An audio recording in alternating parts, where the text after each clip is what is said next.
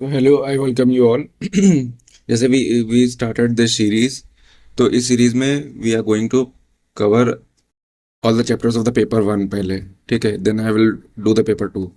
तो first of all मैं बता देता हूँ कि I will upload the lectures in three three consecutive days. ठीक है, हर 3 डेज पे एक लेक्चर मिल जाएगा।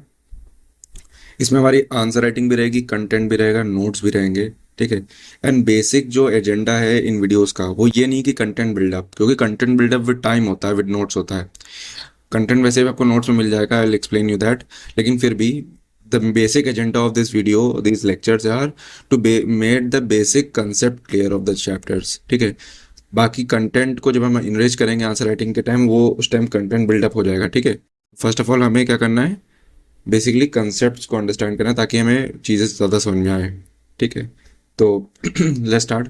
तो हम यूनिट वन स्टार्ट करने जा रहे हैं। हम इसमें कंसेप्ट कंसेप्ट ज़्यादा देखेंगे एज कम्पेयर टू कंटेंट। ठीक है। लेक्चर्स अपडेट मैंने दे दिए कि हर 3 डेज पे वीडियो मैं अपलोड करूँगा अब से। ठीक है, प्रॉमिस। एंड आंसर राइटिंग साथ में चलेगी। इसकी इवेल्युएशन टेलीग्राम पे होगी। ठीक है। On Telegram you have to join the Telegram channel from the description box and then upload your answers. Okay, I will check that. ठीक। तो सबसे पहले हम चलते हैं यूनिट वन पे, जिसका नाम है modernity and social change in Europe and emergence of sociology. ठीक। देखो, इसमें 3 पार्ट थे वैसे। पहला modernity in emergence of sociology in Europe था। सेकंड था उसका comparison with other social sciences. Then था सोशियोलॉजी इन कॉमन सेंस। ये 3 पार्ट हैं यूनिट वन में। ठीक है। तो देखो, जो सेकंड वाला पार्ट है अदर सोशल साइंस वाला, इसको मेरी मानो तो अभी स्किप करो। Take that advice from me, I have 5 years ऑफ एक्सपीरियंस इन सोशियोलॉजी। तो इसको अभी के लिए स्किप कर दो, बाद में जब लौट के आओगे इसके ऊपर पढ़ने के लिए तो ये ज़्यादा समझ में आएगी। फिलहाल अभी हम यूनिट वन की बात करते हैं, उसके बाद हम आगे करेंगे। ठीक है। तो यूनिट वन में देखते हैं। तो पहले हम पीवाईक्यूज देखेंगे, फिर हम कंटेंट पे जाएंगे।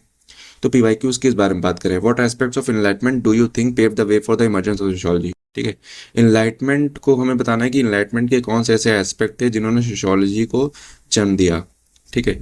फिर देखो, इंटेलेक्चुअल फोर्सेस की बात कर रहा है, कौन कौन से इंटेलेक्चुअल फोर्सेस थे जिन्होंने इमरजेंस ऑफ सोशियोलॉजी को जन्म दिया।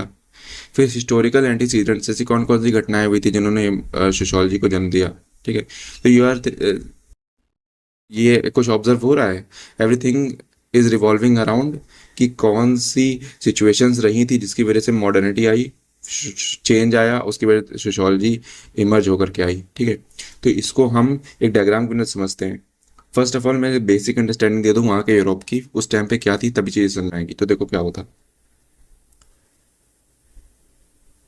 यूरोपियन सोसाइटी में एक सबसे बड़ी प्रॉब्लम उस टाइम पे चल रही थी, ओल्ड एज में, कि वहाँ पे डार्क एज शुरू हो गई थी।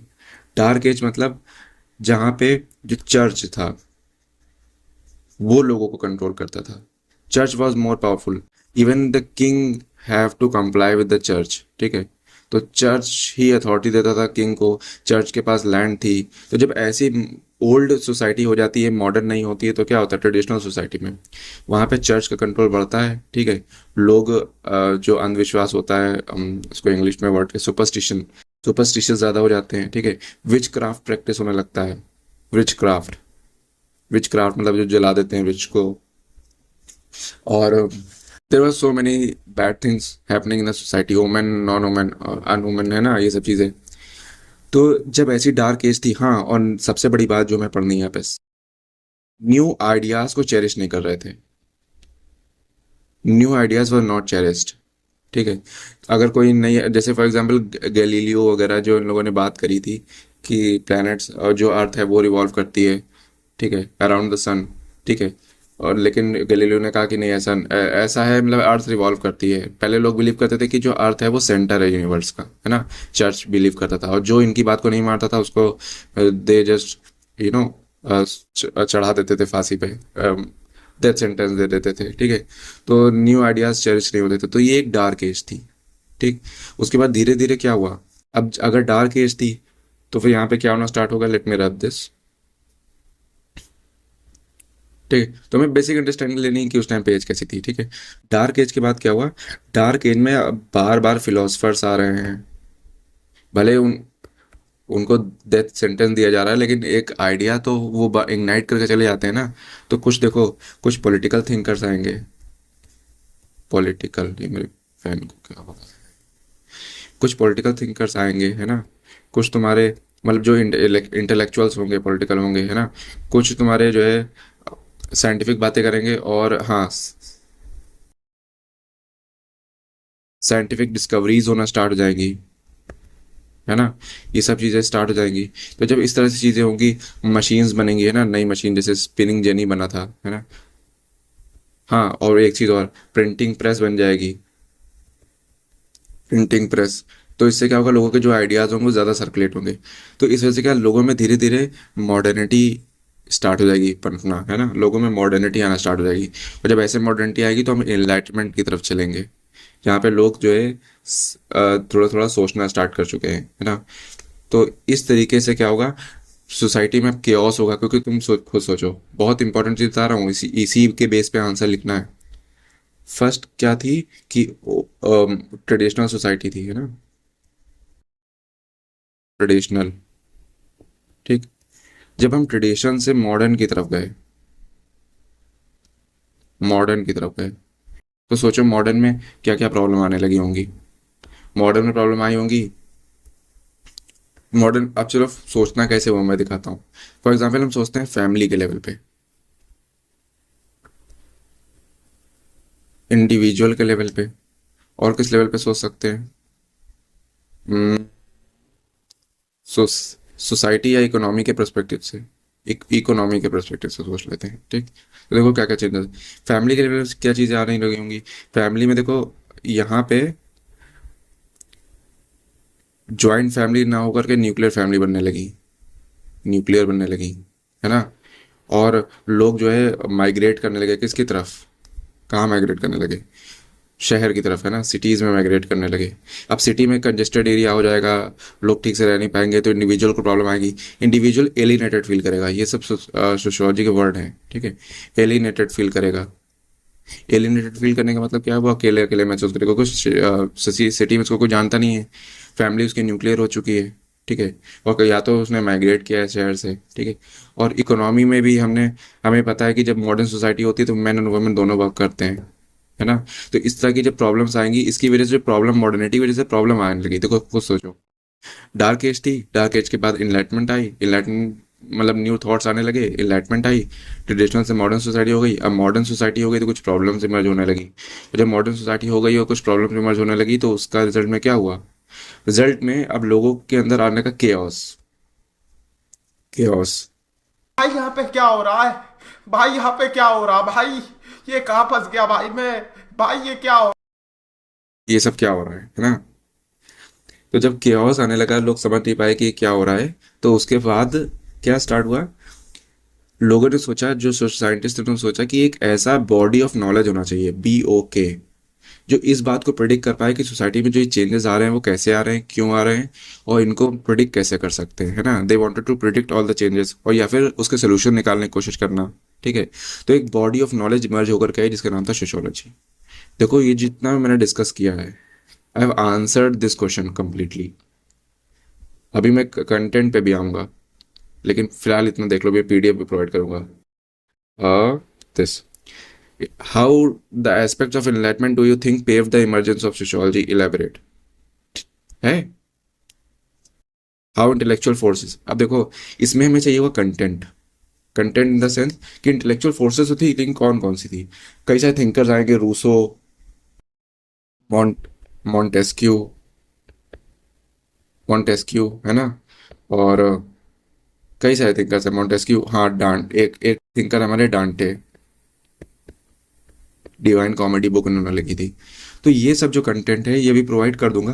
First of all get a basic understanding, now you are getting why I was emphasising on the concept rather than content, है ना।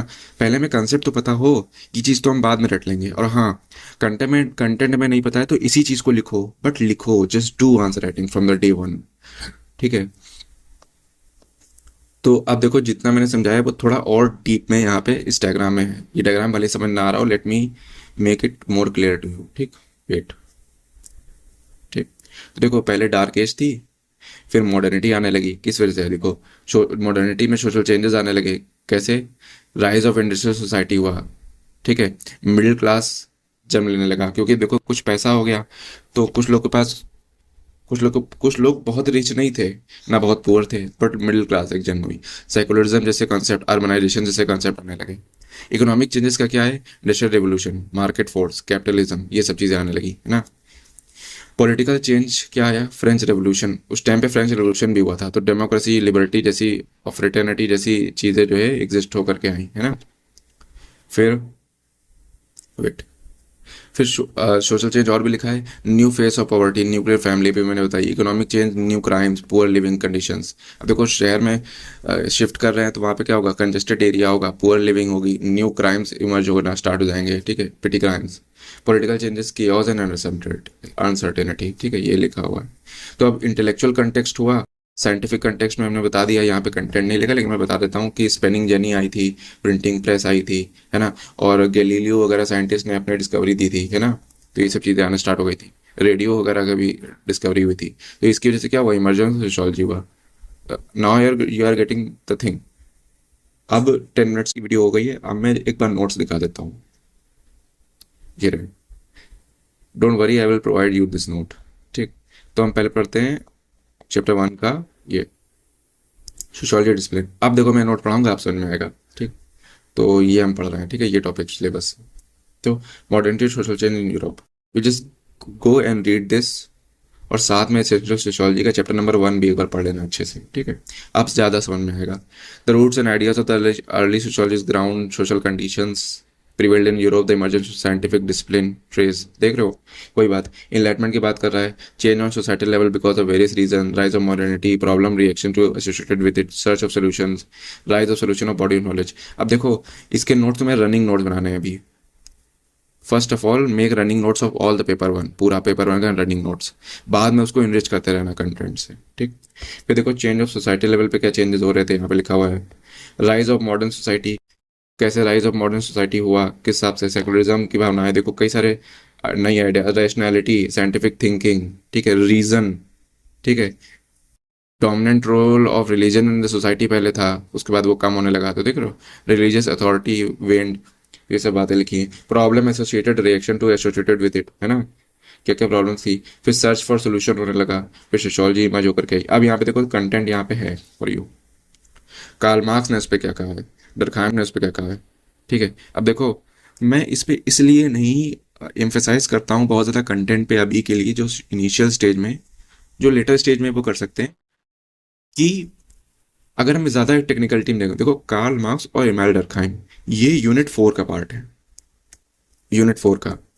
तो क्या ये सही नहीं होगा कि जब हम यूनिट 4 पढ़ लेंगे तब तो हमें ऑटोमेटिकली याद आ जाएगा कि कार्ल मार्क्स ने क्या कहा था, डर्कहाइम ने क्या कहा था। फिर हम जब यूनिट 1 का आंसर लिखेंगे तो उसमें कार्ल मार्क्स को डालेंगे तो हमें याद भी रहेगा, ऐसे में रटना भी नहीं पड़ेगा। अभी मैं बता दूं कार्ल मार्क्स ने कैपिटलिज्म के ऊपर ये किया, मोड ऑफ प्रोडक्शन। इस मोड ऑफ प्रोडक्शन को पढ़ाने के लिए मुझे एक लेक्चर लेना पड़ेगा, सोचो इतना डीप है ये, समझ में आया। तो इसीलिए मैं कह रहा हूँ कि जस्ट कंसेप्ट पे अंडरस्टैंड करो, कंसेप्ट पे आंसर लिखो, जो इनरिचमेंट है वो धीरे धीरे हो जाएगा, ठीक है। सेम चीज़ इमैनुएल डर्कहाइम के ऊपर भी है, ठीक है। कहाँ ये रीड करके समझ में आ रहा है, किसी अगर न्यूबी बच्चे को ये रीड करके समझ में आ रहा है तो मुझे बता दे, ठीक है। तो मैं कह रहा हूँ जस्ट बिलीव ऑन मी। अब देखो rise on sociology as a body of knowledge, उसके बारे में बात करेगा, ठीक है। जस्ट रीड इट, और जहाँ कन्फ्यूजन हो just ask me in the comment section, ठीक है, आई विल टेल यू। फिर देखो यहाँ पे देखो पॉलिटिकल रेवोल्यूशन आया, इकोनॉमिक रेवोल्यूशन आया, ठीक है, उसमें देखो बेसिक अंडरस्टैंडिंग दी है। Redefining power, changes of governance, rights of liberty, just go and read this, ठीक है, वरना वीडियो बहुत बड़ी हो जाएगी। कमर्शियल रेवोल्यूशन, ट्रेड और ग्लोबल इंटरेक्शन बढ़ा, इकोनॉमिक ग्रोथ होने लगी, इनोवेशन होने लगी, सोशल कल्चरल ट्रांसफॉर्मेशन। अब कल्चर भी तो बदलेगा क्योंकि सोसाइटी बदल रही है, तो कल्चर भी बदलेगा। कल्चर मतलब लाइफस्टाइल बदलेगा, है ना, बिहेवियर्स, लोग कंज्यूमिंग पैटर्न बदलेंगे, ठीक है। इंटेलेक्चुअल पैराडाइम शिफ्ट आया, देखो इसमें वही सब बातें लिखी। Establishment of believes, ideologies, knowledge systems lead to paradigm shift. Paradigm shift मतलब एकदम से शिफ्ट हो जाना, ठीक है, पूरी तरीके से पलट जाना। सोशल मूवमेंट एंड एक्टिविज्म बता चुका हूँ। इंटेलेक्चुअल लीगेसी ये भी बता चुका हूँ। पब्लिक डिस्कोर्स होना स्टार्ट हो गया है ना जी। अब व्हाट इज एनलाइटमेंट, अब देखो यहाँ लिखा है मॉन्टेस्क्यू, रूसो, जो मैंने अभी बताया था अपने नोट्स में, है ना, इन्होंने आइडिया दिया सेपरेशन ऑफ पावर, इन्होंने सोशल कॉन्ट्रैक्ट थ्योरी दी, है ना। इस तरीके से जब चीज़ें आना स्टार्ट हो गई तब फिर लोगों में बात आई कि हाँ ऐसा भी हो सकता है, ठीक है। धीरे धीरे लोगों ने सोचना स्टार्ट किया, ठीक है। अब इसको जस्ट एक बार रीड कर लो। हाँ, अब यहाँ पे मेन इंपॉर्टेंट चीज़ है काउंटर रिएक्शन टू एनलाइटमेंट। अब देखो कुछ लोग थे जो अच्छा, मॉडर्निटी जब आएगी, जब आप मॉडर्न हो जाओगे, ठीक है, तो दो ग्रुप बढ़ जाते हैं। एक होते हैं जो मॉडर्निटी को प्रेज करते हैं, और एक होते हैं जो मॉडर्निटी को प्रेज नहीं करते, वो कहते हैं पुराना टाइम भी, तो पुराना टाइम ही अच्छा था। तो वो यही है, काउंटर रिएक्शन टू एनलाइटमेंट। कुछ लोग कंजर्वेटिव्स थे, इनको हम कंजर्वेटिव्स कहते हैं, कंजर्वेटिव, ठीक है। तो कंजर्वेटिव क्या थे, वो मॉडर्निटी को अपोज करते थे। तो उसके रिएक्शन में क्या पॉइंट्स थे वो सब यहाँ पे लिखे हुए हैं, ठीक है, विद एग्जाम्पल्स। ठीक, ये देखो है। अब देखो ये सब सारी लाइंस की दी हुई हैं रिडजर में। फिलहाल के लिए अब अगर रिडजर किसी के पास हो तो पढ़ ले तो। रिडजर बहुत ज़्यादा टफ है अभी के लिए, तो जो बिगनर है, आप एसेंशियल सोशियोलॉजी का चैप्टर नंबर 1 ही पढ़ लें, ठीक है। कंजर्वेटिव का फोकस कहता है कि वापस से मॉडर्निटी रखनी चाहिए, ट्रेडिशनल सोसाइटी ज़्यादा अच्छी थी, क्योंकि वहाँ पे पहले लोग एकजुट होकर रहते थे, ठीक है, अर्बनाइजेशन का कॉन्सेप्ट नहीं था, तो ये सब चीज़ें थी, ये सब बातें यहाँ पे होंगी। Society being the most important unit of analysis, no emphasis on individual. अब मॉडर्न सोसाइटी होती है तो इंडिविजुअल पर तो एम्फेसिस नहीं होता है। The society which consisted roles, position, relationship structures, institutions where individual were simply filling these units within society, है ना। जो इंडिविजुअल होता है सोसाइटी के यूनिट्स को फिल करता है, ठीक है। तो ये सब बात है, change change a threat to the society component, है ना। जो चेंज है वो थ्रेट है सोसाइटी के लिए। देख रहे हो कैसे कंजर्वेटिव व्यूज हैं कि चेंज नहीं होना चाहिए, थ्रेट है सोसाइटी के लिए, से सोसाइटी बहुत ज़्यादा कल्चर हमारा चेंज हो रहा है, ये सब। तो ये सब मेन मेन पॉइंट है। What is modernity, just read it. हाँ, इस पर कई सारे थिंकर्स की बातें हैं यहाँ पे। अब देखो बहुत ज़्यादा नोट डेटा भी है, तो just use it. James Harrington ने कहा था the ideal constitution to create a utopian society. देखो यूटोपिया का आइडिया क्या है बता देता हूँ। यूटोपिया एक ऐसी सोसाइटी है जो सिर्फ थिंकिंग में एग्जिस्ट करती है, रियलिटी में हो ही नहीं सकती। फॉर एग्जाम्पल, अगर मैं जैसे कार्ल मार्क्स का यूटोपियन आइडिया है कि अगर हर कोई को सेम सैलरी मिलती, फॉर एग्जाम्पल एक जो बस ड्राइवर है उसको भी 1 लाख सैलरी मिलती, ठीक, और एक डॉक्टर को भी 1 लाख सैलरी मिलती, तो ये लोग वो करते जो करना चाहते हैं। फॉर एग्जाम्पल एक इंडिविजुअल, उससे वो बड़ा होता है, फिर उससे कहते तुम क्या करोगे, तब वो रियलिटी में वो करता है जो वो करना चाहता है। डॉक्टर करना चाहता है, वो कहता है मुझे तो बस चलाने में मज़ा आती है तो मैं बस चलाऊंगा।